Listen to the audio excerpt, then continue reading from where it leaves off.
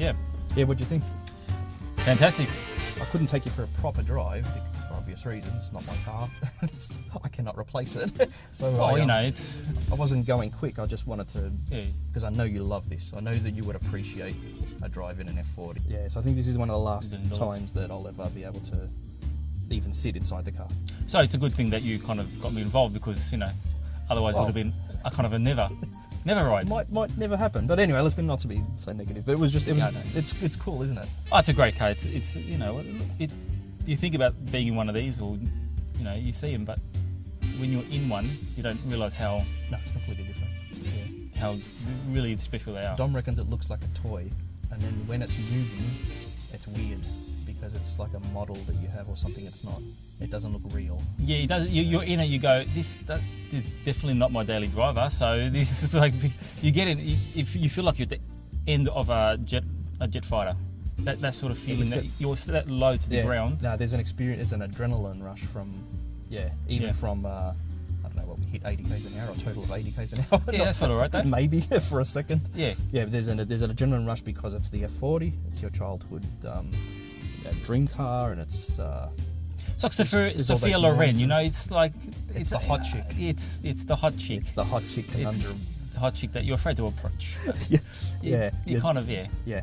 It's all about experience. It's got nothing to do about speed in the end, because these days everything is so quick.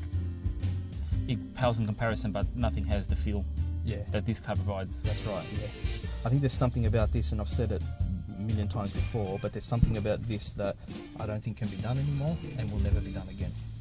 No. You'll never have a car that sounds and feels this way and has this kind of ridiculous power delivery and just this awesomeness that they could only do up until about the 80s, like pop-up headlights you can't have anymore, and you can't have a car that's this stripped out, and like nobody would buy this car. No, well that's the whole reason. Car with silicon around the things, people would tear it apart. Well, they don't make a manual gearbox anymore, Ferrari. No one does. Am I right, or is there one particular car that is manual? No, everything's finished. That's it. Just to get anything a manual Ferrari now is skyrocketed. I think like is it a 575, even no, a 599 manual that went for I wouldn't even know, but big money. I think it was 600,000 because it was manual pounds or something. I think that it was because manual is so rare. Yeah, that's the in thing, but everyone has automatic now. It adds so much to the experience. Well, who needs experience when you've got times on a sheet of paper to tell your friends? I just think that there's always going to be someone faster than you on a track. There's always going to be a car that comes out a year after you bought yours that's going to be faster. Yeah, well, it's the perfect way to sell a new car. That's the only way to sell a new car. I mean, Ferrari know more about selling cars than what I do. Yeah, but I just think if they made something more like this and concentrated on the essence of, not like Ferrari don't have the essence of racing distilled in their cars, but if they could somehow have at least one model that they could distill the essence of the F40, which I think is not only Ferrari's best supercar ever, but the best last supercar ever. Yeah. And distill and have as much of that as possible in the new car, that DNA. Well, you're right, because in the end, they don't have to make a great car to sell it these days. They've sold out production for everything. If they wanted to, they could make something that is of this ilk for the new age, and be all about driver focus. They'll sell it, obviously, and they can charge. Maybe they think they can't. Well, maybe that's the case. Maybe they think they can't sell a manual. Well, all these rich people that can't drive with no traction control and no. Let's face it, no mod cons at all. Wind up windows and well, I think drawstring door openers. How many real enthusiasts are there to buy one of these cars? Really, a new car. Everyone has an emotional attachment to an old car. A new car that is like this would be, like, why would I bother? Everyone with all this money. Well, they exist because people are paying $1.5 million for an F40. So. But it's an old car. I think that it's probably nostalgic. The nostalgic side of it. Yeah. New cars, everyone wants to. You want to brag and this and that. And I don't have it. I don't have the cash, so I don't know. Well, we don't know. So I don't know if I'll ever have it. I don't know if I'll ever furthest have away from cash. Yeah. So I just don't know. Super lucky to be able to just sit in one. Yeah. These things have got nothing to do with how fast you go. It's about how you get there. Enjoy 80 kilometers an hour, it felt like Yeah. you felt No, like but I mean, you that enjoyed- experience, that experience is from maybe only from this car. If I jump in a new car, if I get in a 675 McLaren, I don't have that same. I don't feel scared or intimidated. Yeah. Well, you'd have to be going hella fast to. I just to don't. enjoy it. It's just easy to drive, and I enjoy it. It's a really nice car, but it's not. Don't have that same rush Well, like you're going to drive. as driving an F40 at 60 k's an hour. Yeah. See, at 60 k's an hour, only an Italian car can make you feel like you're going to die at such a slow speed. But you need a new car. You need to go. You need to go really balls out. You need to really go for it. But Yeah, I don't even know if we got on boost yeah, we did. But a couple of times. a few times, yeah. Minor boost, but Yeah. that sound. That surge, yeah. that But when he surge, went on and that surge, that's what does it for me. that's yeah. I That's mean, like that's I'm what- dying. I'm living. I'm dying. I'm not too sure Yeah, which way I'm going today. That's what makes me anxious. yeah. Yeah. No, All right. Yeah. We're going to talk about detailing now.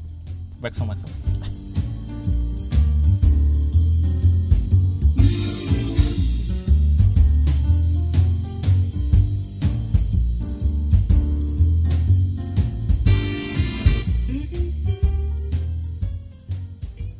The safe word for today, Dom? Pineapple juice. Pineapple juice. That's not pineapple juice. That's beautiful, beautiful mountain goat. Okay. Hi guys, welcome to Friday Night Live for Friday the 10th of November. Dom, Yes. we have an email Who from? from Carl. Hi Hello, Carl.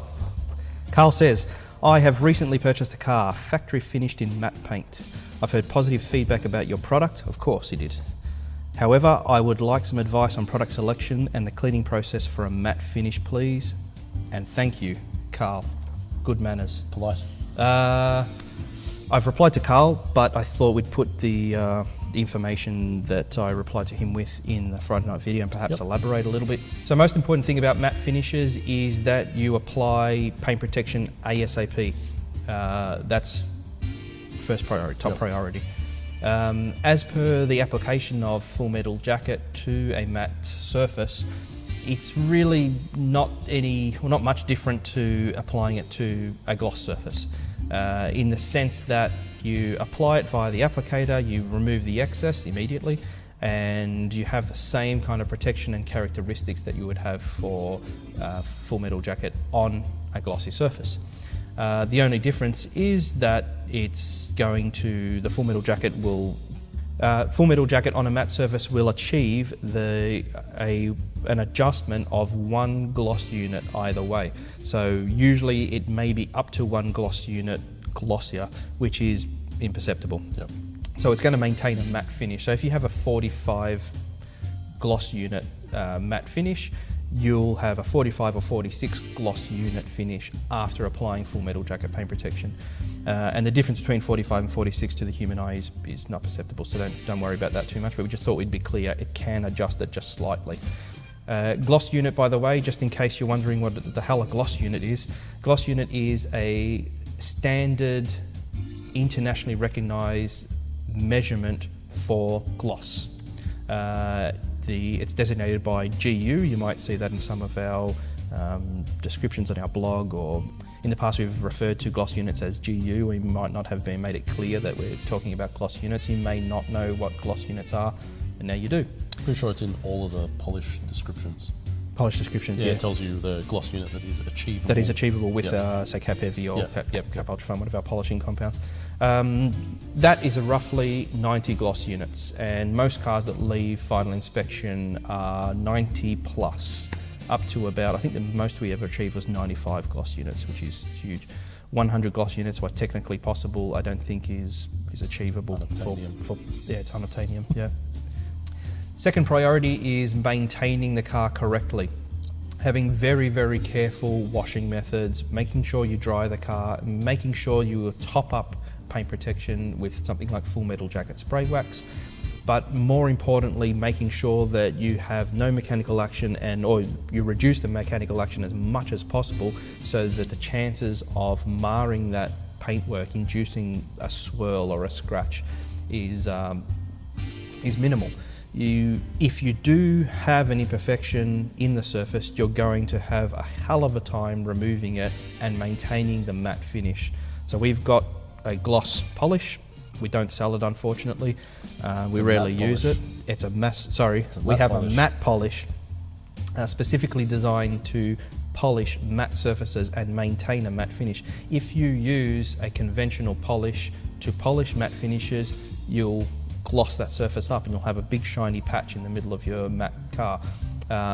And to remove the imperfection, you need the abrasives to chew up and re-level that scratch. Scratches are usually V or U-shaped, and as you polish the car, you re-level that surface and bring that the edges down so that you don't have that groove there anymore. As it does that, it glosses up the surface. What the matte polish does is the abrasives are so coarse and they're not clustered abrasives that it leaves a scratch pattern that's matte. Yep. Our matte polish, if I remember correctly, leaves a 45 gloss unit finish. And if your paint is 42 or 48, it's incredibly difficult for us to adjust the polish to make sure that we have the exact same finish that you have factory applied. Sometimes because it's so difficult to do that and it takes so much time to do that, it means that there's so much labour for our detailers that it's cheaper or the same price to paint that panel again. So if you're inducing those marks and you have to go and paint the panel to remove a mark instead of just simply polishing it out like you would to a conventional glossy clear coat, it's going to be very expensive. So you want to make sure that your maintenance is perfect. So 0 bucket method, don't cut any corners. You have to be very, very careful with your matte finish, unlike a glossy surface. Yep. Where there's a little bit of room for error. You get a scratch, you can polish it out. You can grab a velvet revolver and do it yourself. Yep. But matte surface, you're going to be in trouble. Yeah. You're going to have to go to an exceptional detailer, and he may not be able to achieve a nice, consistent finish like the factory finish. Next up is dilution of lube. Oh, yes. Hi, Jim Vasiliadis. G'day, Jim. Dom's on the show again. Just a shout out to old Jim. Great bloke. Thanks for coming in the week. Sorry I missed you. Yeah, dilution of lube. So Final Inspection's lube product, which is a clay lubricant, comes only in a concentrated form. In the 500ml, in the 1 litre, in the 5 litre and larger, it's always in a concentrated form, and that's how you should use it when you use it with a clay bar. But if you're purchasing our eraser product, then you need, or it's recommended by us, to dilute the lube 1 to 10. So if you're purchasing the eraser and you're going to purchase lube, instead of buying the 500ml lube, buy the 1 litre refill and buy an empty spray pack and do what you can see here, which is to fill a spray pack with 1 part of the concentrate and the rest of mains water. So fill with mains water and don't waste your money on demineralized or deionized water. No Evian. No Evian. Tears of baby Jesus. No tears of baby Jesus. Speaking of concentrated formulas, if you have purchased Final Inspection's PWC, which is Power Wheel Clean, in the last 6 months in a 1 litre or greater size, that is a concentrate. It's the same price as it always has been. It's essentially a 50% discount because you are diluting that 1-to-1 as per our recommendation. So again, if you've bought Wheel Clean in the last 6 months, that's a new formula, and we recommend you cut it 1-to-1.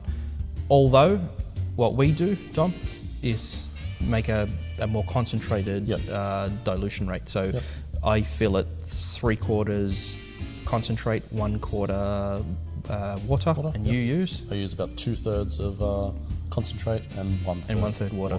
Yep. If you're in a cold climate, because they contain organic fats, they'll thicken up a little bit too much and it might be difficult to spray. So if you're in a cold climate, stick to our 1-to-1 ratio. But if you're in a warmer climate, Melbourne's getting into summer now, it's a bit warmer. Queensland's nice and warm. So if you're in one of those climates where it's kind of warm, you can thicken up the consistency a little bit by adding a little bit more of the concentrate and a little bit less water, and you get more power out of the product. Don't forget, a week and a day from today, Saturday the 18th of November, is Sausage Fest. It is. Dom's favourite day. I do like good sausage. Dom will be at the barbecue rolling Largo Largo thick mild sausages. And we'll have some drinks, and we have 50% off detailing. Crazy. It's massive. Only if you turn up on Saturday the 18th for Sausage Fest. And what else do we have? Do you need to bring your car? You need to bring your car so we can quote it. Yeah. Yep.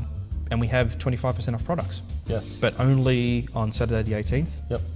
And only for that one day. Yep. Detailing has to be booked in that day. Detailing has to be booked in that day, and the products have to be purchased that day. Yep. 50% off car detailing, 25% off products for our 20-year anniversary. We couldn't let 2017 go by without celebrating. I fucked that up. What? No, it was whoa.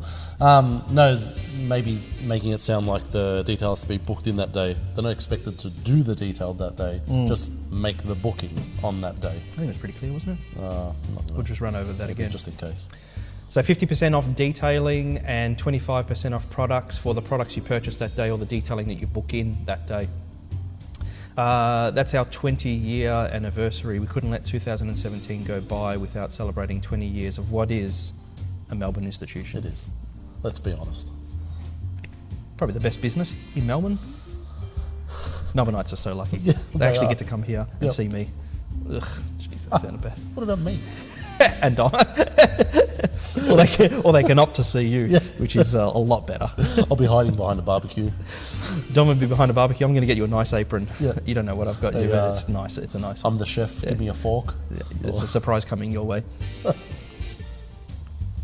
I think that's it. Done. We didn't have to use the safe word, not once. No. Thanks, guys. We'll see you next time. See you guys.